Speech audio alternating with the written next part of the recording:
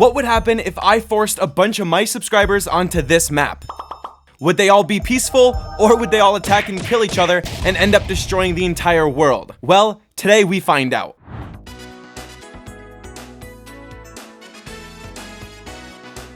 Why, hello there, viewer. Welcome to Kingdoms and Conquest. I need to tell you guys a little, oh my god, that's really close. I need to tell you guys a little story of how I got here. Let me just sit down. There we go. Okay, time for the story. It all started with a boat called the Argus. This boat was a very nice boat, and it was used to travel and explore new land and new continents. But one dangerous night, the Argus set on a journey that it would never come back from. But it didn't know that at the time. The Argus traveled down south, and the captain was Marx's hobo, and he wasn't a good captain because he ended up getting too close to the shore, and he hit a rock, and then there was a big hole in the boat, and it started to sink. Everybody panicked. It was a terrible time. I was on the boat. It was scary. I jumped into the water. I swam away to shore, and then I walked a little bit, and I found this place, and here I am. So I'm here now. That's the story of how I got here. That's the story of the Argus. Oh, hello there. Hi, I'm also Commander Nate, and I'm the narrator. I'm narrator Commander Nate. After Commander Nate escaped the Argus, and he met up with Witty, Commander Nate and Witty eventually settled down, and they made their very own nation, called the Isle of Anchors. But enough about us, because things around the world are heating up. A small nation called the Senaloy Imperium was starting to be a problem for the other nations. The leader apparently was even beating up random people. And this made the nation next to them very upset. So they declared war on them, and defeated the Senaloy Imperium in literally 5 seconds. The Senaloy Imperium was annexed by Verdunel, and everyone was happy. Until the leader of Iberia came to the Isle of Anchors to have a meeting.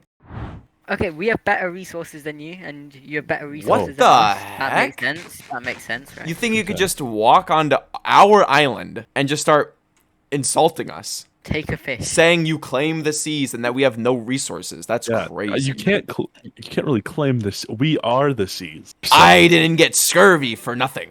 we have been talking about setting up our own trade. Yeah, so we kind of have been in contact with local sellers, and they've already agreed to come to our island right off the shore to create a form of world market, if you will.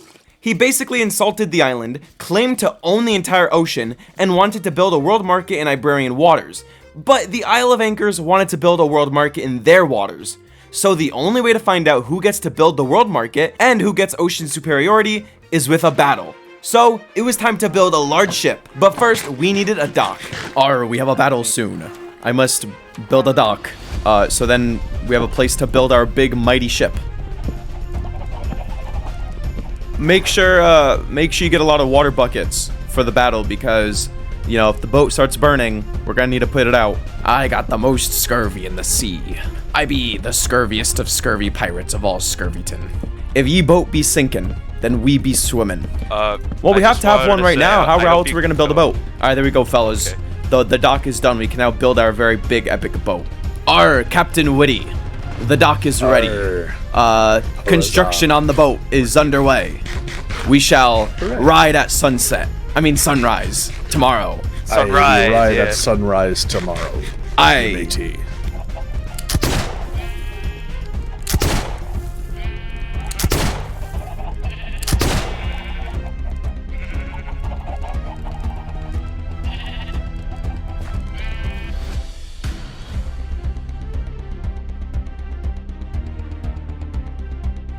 The next day, the ship was done, and we were ready for battle.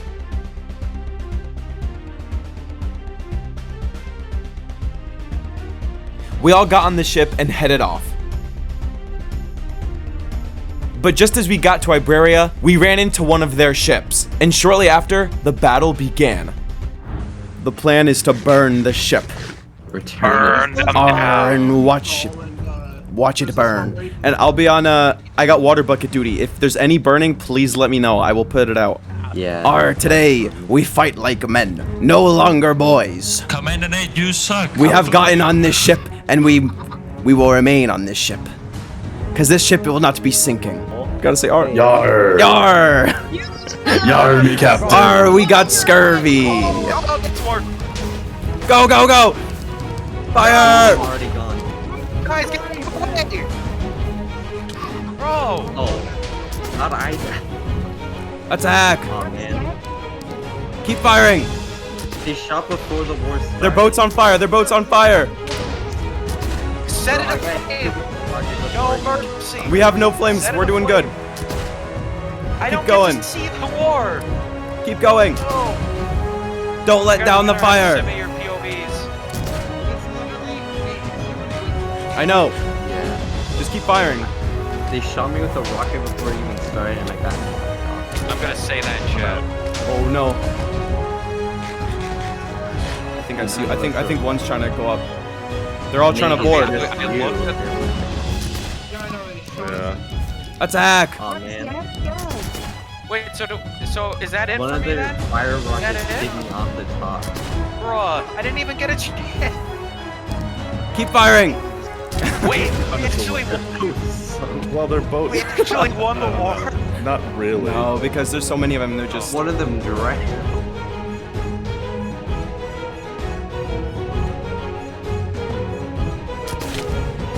Snow Ninja. Well. The battle lasted just a few minutes, and both nations suffered the loss of their ships. There were only 8 casualties, but the effects would be felt for a long time. Iberia won the battle, meaning the world market will be built in Iberian waters. Well, actually, due to a weird treaty that the leader of Iberia made with a different nation, neither the Isle of Anchors nor Iberia would have the world market in their waters. Great. Peace talks would then be held, and very little was resolved. Spent all money on the boat. We be par, yar. And we also signed now a I got non-aggression scurvy. pact, a non-aggression pact for 1 month. Peace. Y'all, And then we can don't know how to sign. I haven't gone to school. sign in pirate. Yama, do you have any books? Illiterate. Yar, stop putting your fish hook in my face. Guys, You guys, scallywag. I demand. You yellow liner. It took me a while. You to swashbuckler. arrive. Sorry, pardon me language. You don't Where even get ye the sign for market, this? Yar. Yar. Well, no, Just a Yamaha heads up, can- yar. Correct. Oh, that's Can't reach. I have it on my computer, so Oh. don't worry about it. No, he's God. Yar. Yar don't know my own strength. Yar be the longest meeting I've ever had. We spent all our money on the boat. Now we are poor. There's the world market. Oh, there it is. It's a bunch of boats. Awesome. There's this guy. Map. You could buy a map from him for 2 iron. I do have 2 iron actually. But I'm gonna save that for now. I'm not gonna spend the money on you yet. But look at this. How cool. Who did this? But they all sell different things. Like this is the carpenter. So you can buy different types of woods that you can't actually get.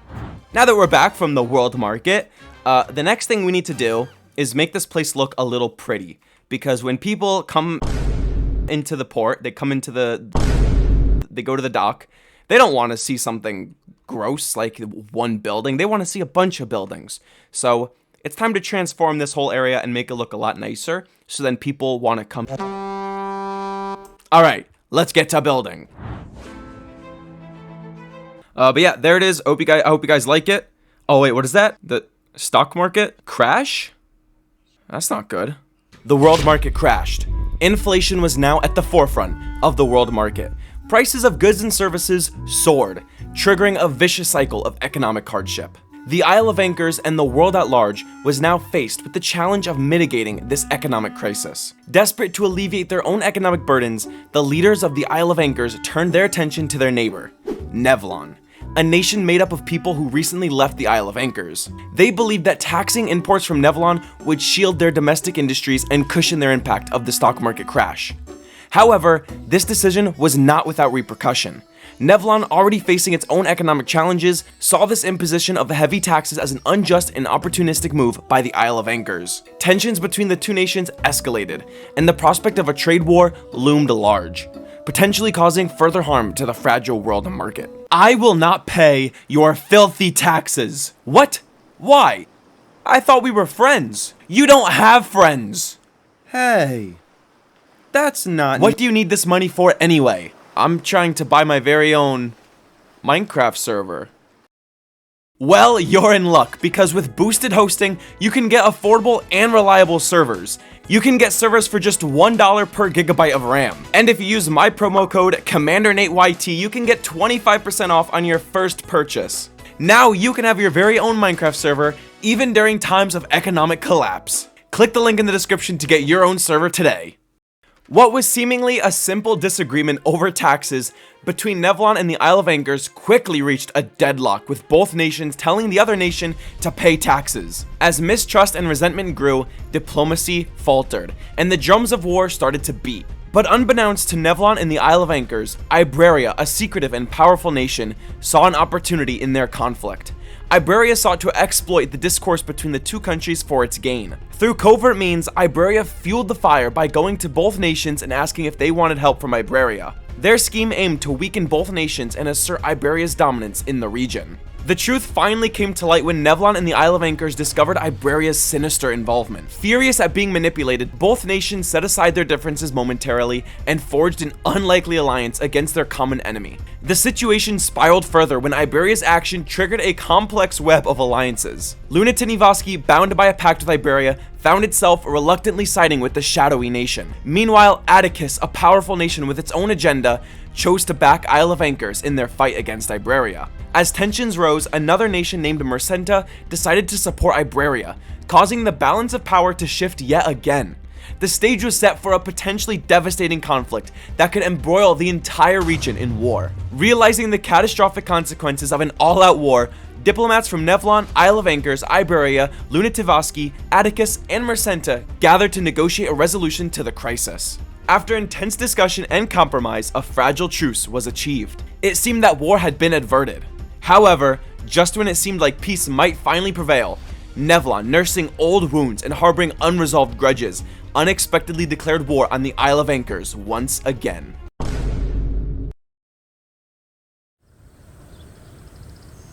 Are you guys ready to learn about the nations of our world? Arr. Okay, so first we got Vardanel, all right? They're pretty cool. You know that. And then we have the Third Corinto Republic. They're also pretty cool, you know? And then we got the federal state of Ashmarkar. and you know, Ashmarkar, oh, they're a beautiful place. That's where we have the village, the World Center, the World Trade Center. Not World Trade Center.